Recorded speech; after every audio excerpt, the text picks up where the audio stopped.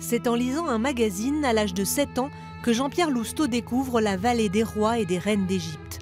Cette lecture enflamme son esprit, allumant une passion qui ne l'a plus quitté.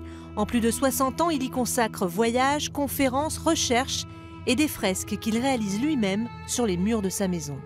L'Égypte nous donne l'image de personnages qui ont une éternelle jeunesse.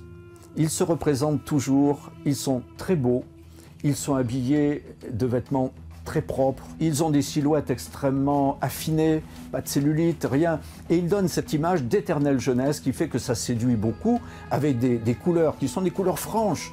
Et puis des dieux avec des têtes d'animaux. Qui n'a pas rêvé en tant qu'enfant devant un Anubis? Ah, moi, ça me fait toujours rêver. Cette passion, Jean-Pierre Lousteau l'a partagée avec le public limougeaud. Durant son mandat de commissaire de la Foire Expo, il a organisé 3 expositions avec des répliques d'objets égyptiens, y compris sur Toutankhamon, un pharaon hors du commun qu'il avait lui-même découvert avec émotion en 1967 à Paris. J'y étais, j'avais 20 ans et je me souviens avoir fait une queue de près de 4 heures pour pouvoir entrer dans le petit palais. Mais c'était vraiment un moment d'émerveillement. C'était la première fois, je crois, au monde où le trésor de Toutankhamon voyageait, surtout avec le masque en or, parce qu'il y avait le masque en or. Je vous rappelle qu'il fait 14 kilos d'or pur et que c'est une pure merveille. Cette fois-ci, il n'y est pas. Ce sont d'autres objets.